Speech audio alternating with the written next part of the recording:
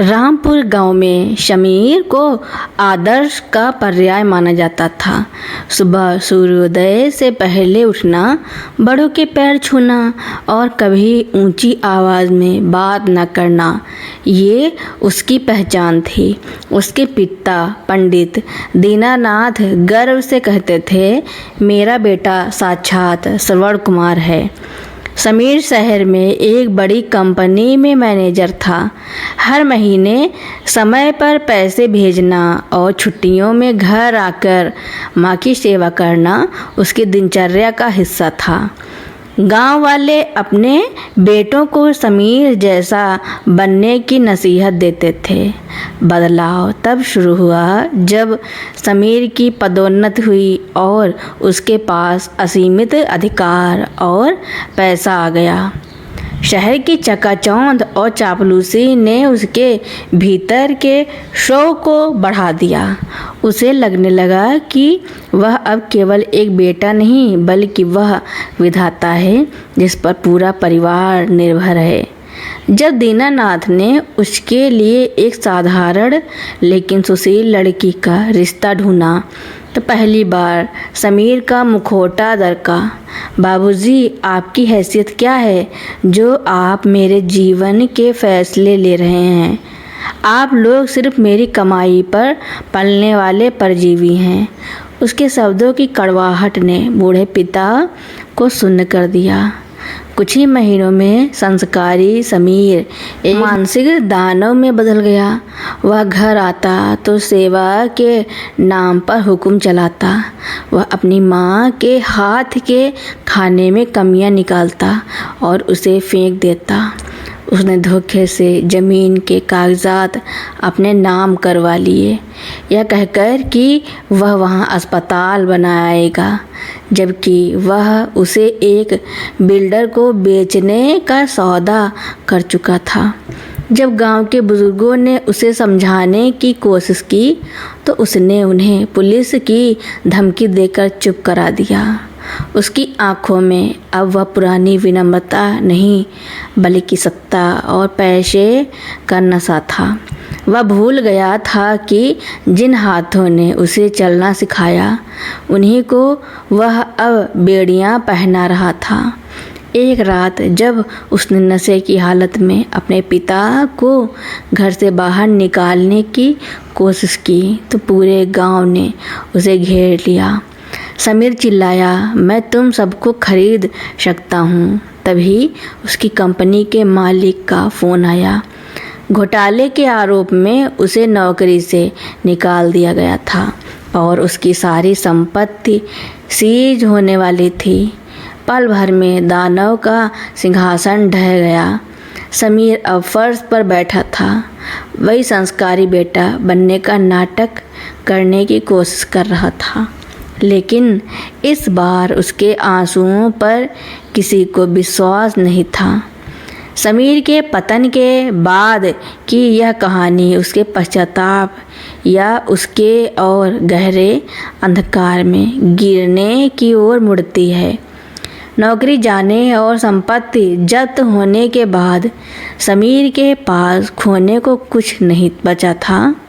गांव वालों की धिक्कार और पिता की खामोशी उसे चुभने लगी, लेकिन जिस मन में दानव बस चुका हो वह इतनी जल्दी हार नहीं मानता।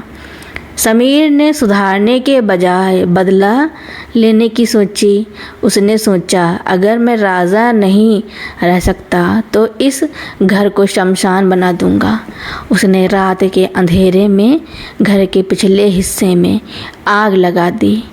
उसका इरादा सबको डराने का था ताकि वे डर कर उसकी फिर से सेवा करने लगे, लेकिन सूखी लकड़ियों और तेज हवा ने आग को विकराल रूप दे दिया। जब आग की लपटें दीनानाथ के कमरे तक पहुंची तो समीर को अचानक अपनी गलती का एहसास हुआ। वह भागकर अंदर गया, लेकिन धुएं के कारण उसे कुछ दिखाई नहीं दे रहा था। तभी उसने देखा कि उसकी वृद्ध माँ, जिसे वह कल तक परजीवी कह रहा था, अपनी जान जोखिम में डालकर समीर की बचपन की यादें और उसकी डिग्रियां बचाने की कोशिश कर रही थी। माँ चिल्लाई, समीर भाग जा बेटा, ये कागज़ जल गए तो तेरा भविष्य ख़त्म हो जाएगा। समीर स्तब्ध रह गया। वह अपनी माँ की जान की परवाह नहीं कर रहा था और उसकी माँ जलते घर में भी उसके भविष्य की चिंता कर रही थी। उस पल समीर के भीतर का दानव ममता की उस तपिश में पिघलकर राख हो गया।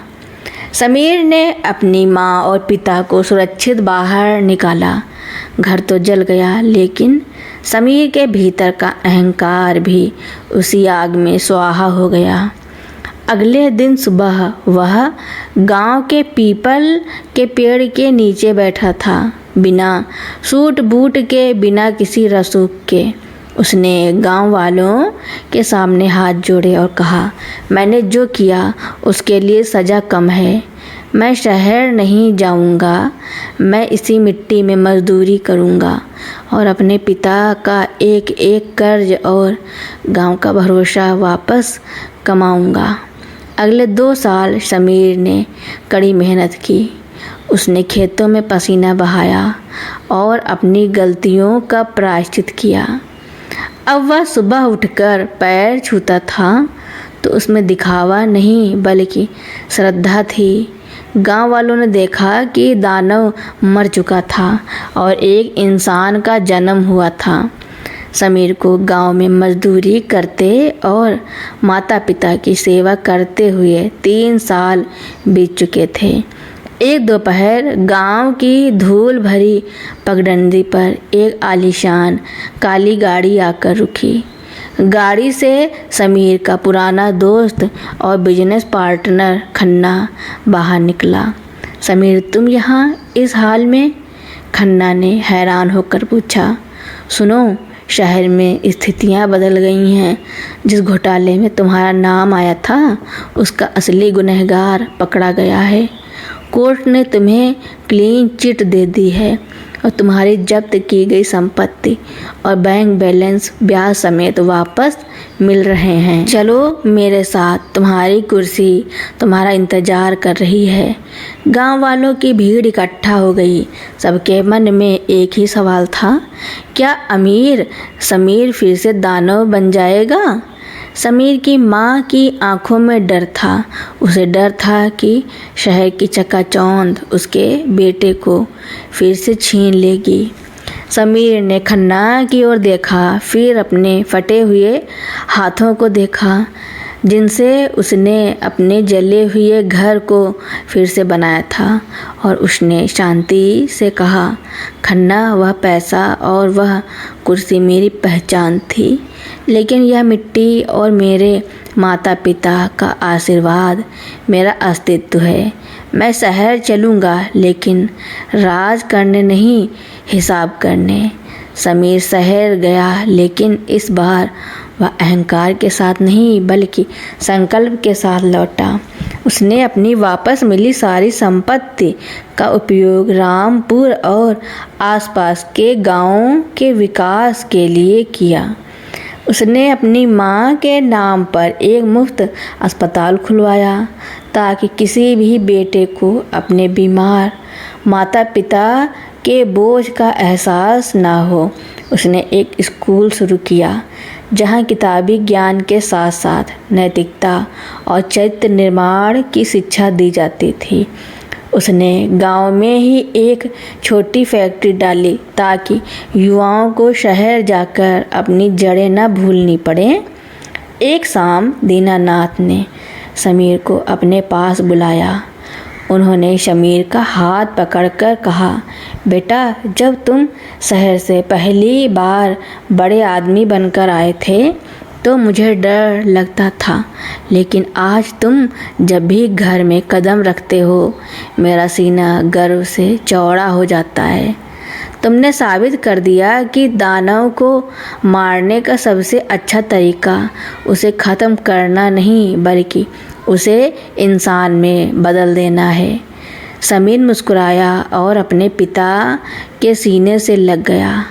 अब उसके पास पैसा भी था और संस्कार भी, लेकिन इस बार संस्कार उसके कपड़ों पर नहीं, उसकी आत्मा पर अंकित थे।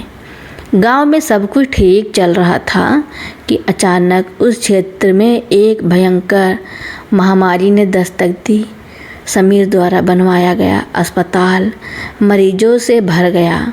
शहर के बड़े बड़े डॉक्टर खुद डर के मारे पीछे हट रहे थे, लेकिन समीर खुद दिन रात मरीजों की सेवा में लगा रहा। एक दिन खबर आई कि समीर खुद उस बीमारी की चपेट में आ गया है। पूरे गांव में सन्नाटा छा गया। वही समीर जिसे कभी लोग दानव कहकर दुत्कारते थे, आज उसकी सलामती के लिए हर घर में दिए जल रहे थे। अस्पताल के बिस्तर पर लेटे समीर का शरीर कमज़ोर था पर आंखें शांत थी। उसके पिता दीनानाथ उसके पास आए और बोले, बेटा तूने इतना कुछ किया, अब आराम कर, शहर से बड़े डॉक्टर आ रहे हैं। समीर ने धीरे से मुस्कुराकर कहा, बाबूजी, जब मैं दानव बना था तब मेरे पास सब कुछ था पर शांति नहीं थी। आज मेरे पास शायद जीवन के कुछ ही पल बचे हैं, पर जो सुकून मुझे आपके और गांव वालों के आंसुओं में छिपे प्यार को देखकर मिल रहा है, वह अरबों की दौलत से बड़ा है। मैंने जान लिया कि संस्कारों की असली जीत मौत को हराने में नहीं बल्कि मरने के बाद भी लोगों के दिलों में जिंदा रहने में है। समीर उस बीमारी से उबर गया जैसे उसकी नेकियां उसे वापस खींच लाई हों, लेकिन इस घटना ने उसे पूरी तरह बदल दिया। उसने अपनी वसीयत में लिखा कि उसकी मृत्यु के बाद उसकी सारी संपत्ति एक ट्रस्ट को जाएगी, जो केवल बुजुर्गों के सम्मान और युवाओं के चरित्र पर काम करेगी। वर्षों बाद जब समीर बूढ़ा हुआ तो वह गांव का बड़ा आदमी नहीं बल्कि गांव का बेटा बनकर जिया। रामपुर गांव की मिट्टी में आज भी एक कहावत मशहूर है। समीर की मृत्यु के कई दशकों बाद रामपुर अब एक साधारण गांव नहीं रह गया था, वह एक जीवंत मिसाल बन चुका था जिसे दुनिया संस्कार ग्राम के नाम से जानने लगी थी। लेकिन कहानी यहाँ ख़त्म नहीं हुई बल्कि एक विरासत के रूप में आगे बढ़ी। समीर का पोता आर्यन विदेश से पढ़कर लौटा था। उसके पास आधुनिक डिग्रियां थी और वह समीर की संपत्ति का वारिस था। वह अपने दादा की मजदूरी से महानता वाली कहानियों को पुराना और आउटडेटेड मानता था। उसे लगता था कि इस युग में केवल पावर और प्रोफाइल मायने रखती है। उसने गांव के ट्रस्ट के पैसों से एक आलीशान रिजॉर्ट बनाने की योजना बनाई, जिसके लिए उसे उस पुराने अस्पताल को गिराना था जिसे समीर ने अपनी माँ की यादों में बनवाया था। जब आर्यन अस्पताल की पुरानी इमारत को ढहाने के लिए बुलडोज़र लेकर पहुंचा तो उसे नींव के नीचे एक छोटा सा लोहे का संदूक मिला। गांव वाले विरोध में खड़े थे, लेकिन आर्यन टस से मस नहीं हुआ। उसने उत्सुकतावश वह सिंदूर खोला। उसमें कोई सोना चांदी नहीं था। उसमें 3 चीज़ें थी। एक पुरानी फटी हुई धोती समीर के मजदूरी के दिनों की, एक मिट्टी का दिया जो समीर की माँ ने उसके लिए जलाया था, एक पत्र जिस पर लिखा था आने वाले वारिस के नाम। आर्यन ने कांपते हाथों से वह पत्र पढ़ा। मेरे प्रिय अंश, जब तुम यह पत्र पढ़ोगे तब शायद मैं मिट्टी हो चुका होऊंगा। तुम इस अस्पताल को गिराना चाहोगे क्योंकि तुम्हें यह पत्थर की इमारत लगेगी, पर याद रखना यह अस्पताल उस दानव की कब्र पर बना है जिसे मैंने अपने भीतर मारा था। जिस दिन तुम ऊंचाइयों पर पहुंचकर नीचे वालों को छोटा समझने लगो, उस दिन इस फटी हुई धोती को देख लेना। यह तुम्हें याद दिलाएगी कि इंसान की हैसियत उसकी दौलत से नहीं, उसके द्वारा छोड़े गए सुख से मापी जाती है। आर्यन की आंखों से आंसू गिरकर उस पत्र पर पड़े। उसे एहसास हुआ उसके दादा ने उसे केवल पैसा नहीं बल्कि एक मानदंड दिया था। उसने बुलडोजर वापस भेज दिया। उस दिन रामपुर ने एक और दानव को जन्म लेने से पहले ही मरते देखा। आर्यन ने रिजॉर्ट नहीं बनाया बल्कि उस अस्पताल को एक आधुनिक मेडिकल कॉलेज में बदल दिया, जहां फीस के रूप में पैसे नहीं बल्कि यह वचन दिया जाता था कि छात्र डॉक्टर बनने के बाद कम से कम 2 साल गरीबों की सेवा करेंगे। रामपुर और शमीर की यह विरासत अब एक व्यक्ति या परिवार तक सीमित नहीं रही। यह एक ऐसी व्यवस्था बन गई जिसे शमीर मॉडल कहा जाने लगा। आर्यन के बाद उसका बेटा ईशान उस ट्रस्ट को संभाल रहा था। एक बार पूरे प्रदेश में भीषण आर्थिक मंदी और अकाल पड़ा। ट्रस्ट का फंड खत्म होने की कगार पर था। अस्पताल में दवाइयाँ कम थी और हजारों लोगों की जान खतरे में थी। उसी समय एक बहुत बड़ी मल्टीनेशनल कंपनी ने ईशान को प्रस्ताव दिया, हमें यह ज़मीन दे दो, हम यहाँ अपना ग्लोबल हेडक्वार्टर बनाएंगे। बदले में हम इतना पैसा देंगे कि तुम्हारी आने वाली 7 पीढ़ियाँ ऐश करेंगी और तुम दुनिया के सबसे अमीर ट्रस्टी बन जाओगे। ईशान के सामने 2 रास्ते थे, या तो सिद्धांत बचाएं और गरीबी झेलें, या ज़मीन बेचकर शमीर की विरासत को पैसों के ढेर में बदल दें। ईशान के मन में वह पुराना दानव फिर जागने लगा। उसने सोचा, अगर मैं यह सौदा कर लूं तो मैं फिर से वही रसूख पा सकता हूं जो मेरे परदादा शमीर के पास उनके शहर के दिनों में था।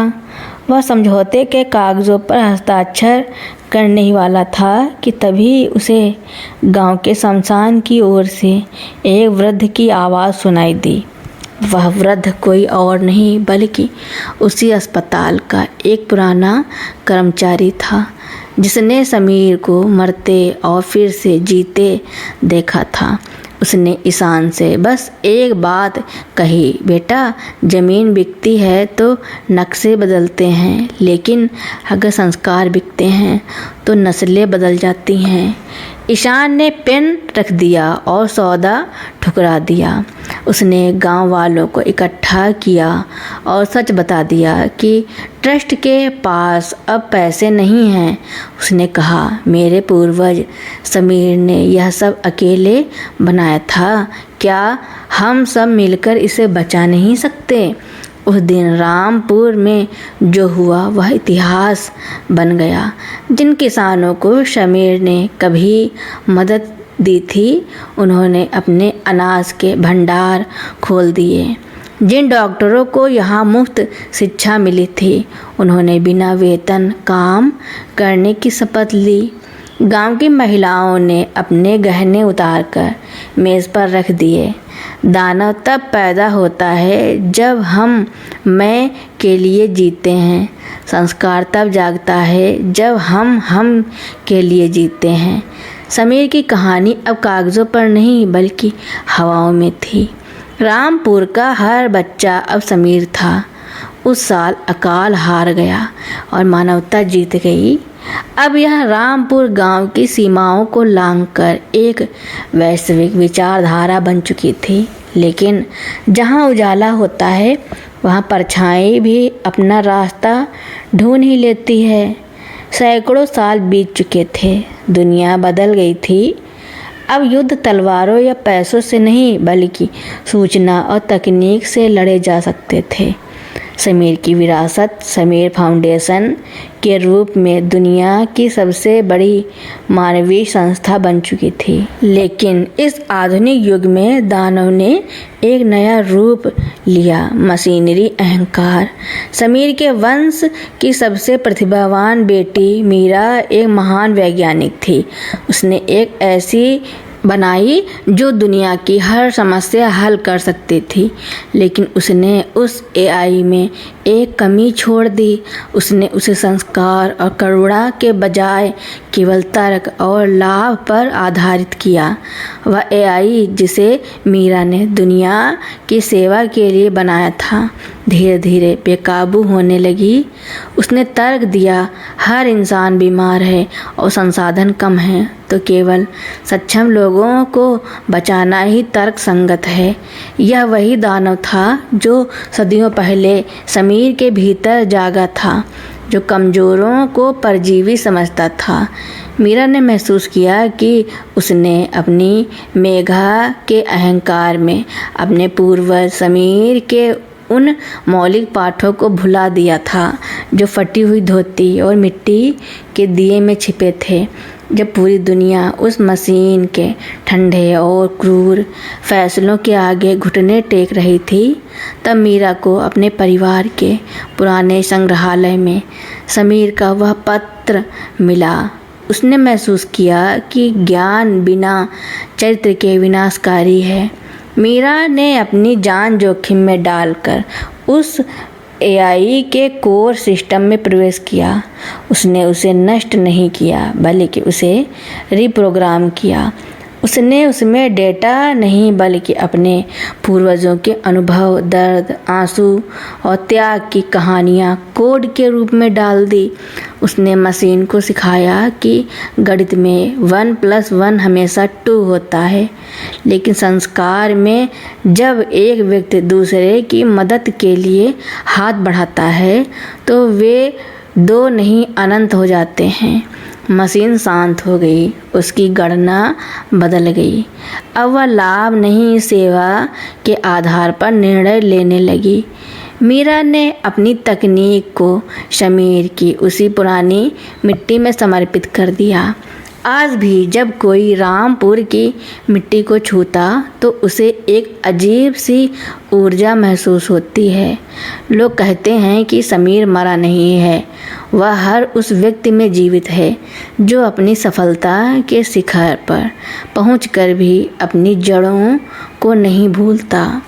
हजारों साल बीत गए, सभ्यताएं बनी और मिट गई।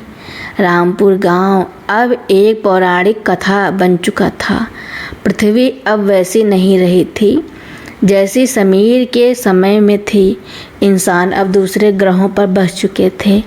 लेकिन विडंबना देखिए, जहाँ इंसान भी गया था अपने साथ वही 2 चीज़ें ले गया, उसका अहंकार और उसके संस्कार। एक दूरस्थ ग्रह पर जहाँ संसाधनों की भारी कमी थी, वहाँ के शासक ने आदेश दिया कि जो वृद्ध और बीमार हैं उन्हें त्याग दिया जाए ताकि युवा जीवित रह सके। यह आदेश देने वाला कोई और नहीं, समीर के रक्त का सबसे आधुनिक वंशज था, जिसे अपनी तकनीक और शक्ति पर घमंड था। उसी ग्रह के एक धूल भरे कोने में एक पुरातत्वविद को एक प्राचीन अवशेष मिला। वह एक धातु की प्लेट थी जिस पर बहुत ही पुरानी भाषा में कुछ खुदा हुआ था। उस पर केवल एक वाक्य साफ बचा था, जड़ें कट जाएं तो वृक्ष चाहे कितना भी ऊंचा हो उसे गिरना ही पड़ता है। यह समीर के उसी पुराने पत्र का एक अंश था। जब उस अहंकारी शासक ने यह वाक्य पढ़ा तो उसे कुछ याद नहीं आया, पर उसके डीएनए के किसी कोने में दबी हुई एक स्मृति जाग उठी। उसे लगा जैसे कोई बूढ़ा आदमी उसे देख रहा है, कह रहा है, बेटा तुम फिर से वही गलती कर रहे हो। उस शासक ने अपना आदेश वापस ले लिया। उसने महसूस किया कि सभ्यता सफलता केवल ऊंची इमारतों या मशीनों से नहीं बल्कि इस बात से पहचानी जाती हैं कि वह अपने सबसे कमज़ोर सदस्य के साथ कैसा व्यवहार करती है। उस दिन उस सुदूर ग्रह पर एक नया सूरज उगा। वह सूरज समीर की उसी मिट्टी की महक लेकर आया था जो रामपुर की गलियों में बहती थी। संस्कारी बेटा बना दानव। यह कहानी केवल समीर की नहीं थी, यह हर इंसान की कहानी है। हमारे भीतर हर पल एक समीर और एक दानव के बीच युद्ध चलता है। जब हम छोटे होते हैं हम समीर होते हैं। जब हमें शक्ति मिलती है हम दानव बनने के कगार पर होते हैं, और जब हमें बोध होता है हम फिर से इंसान बन जाते हैं। तो दोस्तों, मेरी कहानी सुनने के लिए आपका बहुत बहुत धन्यवाद। ऐसी ही कहानियाँ सुनने के लिए मेरे चैनल को लाइक, कमेंट, शेयर, सब्सक्राइब एवं बेल आइकन का बटन दबाना ना भूलना, ताकि मेरी नई नई कहानियाँ आप तक पहले पहुँचती रहें।